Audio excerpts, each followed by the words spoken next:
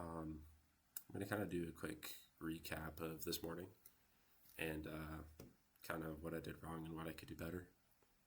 Um, yeah.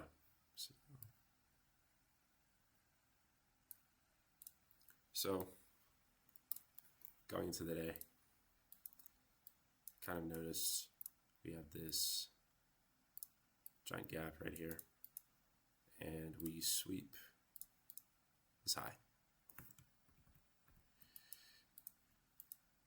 This leads me to think that we're probably going to be bearish, and we do end up displacing pretty big. We get this fat 5-minute bearish candle, and I'm actually just going to erase everything,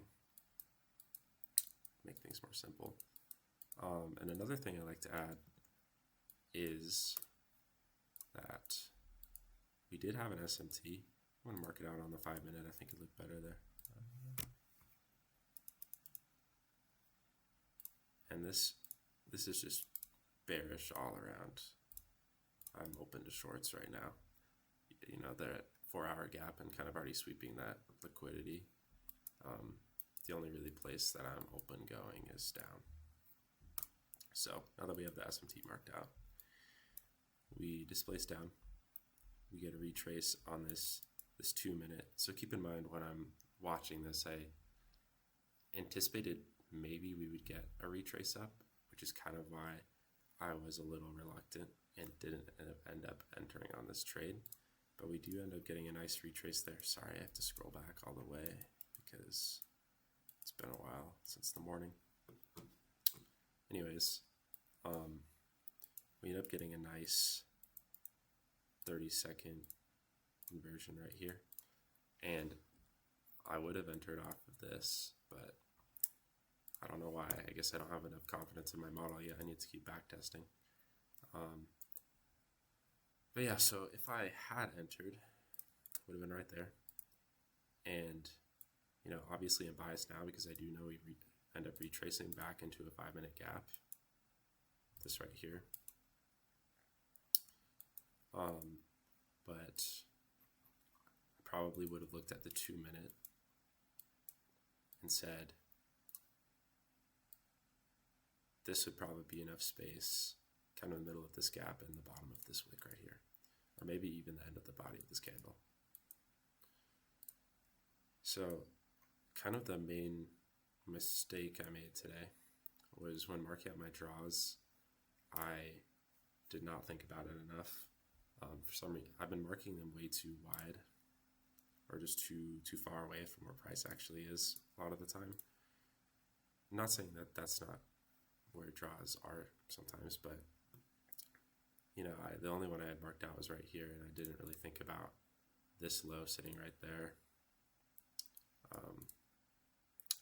And yeah, it looks like we respected that today, but if I had that marked out, I feel like I would have had a lot more confidence to short this, or even just short this to its this low from the leg right here.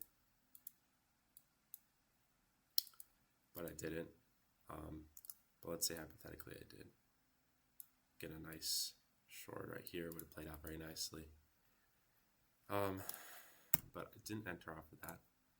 What I could have done differently is I could have waited for that, waited for a retrace into this 5-minute gap. Then if we go on the 30-second off of this 5-minute gap, so here's where we initially retraced into the 2-minute gap, and here's where we retested into the 5. And I set my stop somewhere in this area, so it would have been cleared if we had retraced. So it doesn't matter if I waited or not. Could have entered off of either and it would have been fine. But I would have entered off of this one a little differently. I would have probably waited after this 30-second because this doesn't give me full conviction. Just based on this candle closure right here, we're not really going past that. So probably right here would have been good. Probably would have done the body of these. And I was trying to be really safe. I would have targeted this right here. Actually, no, I would have gone a little higher. Probably about there. and then that would have been a solid RR. But if I wanted to really, I'm not sure what time of day this. Yeah, this is 9:41, so there's still a lot of time left in the day. So I probably would have felt confident in going a little lower here. And this trade ends up playing out as well. And I mean, this is basically the same mood, just off of a different retracement and inversion. But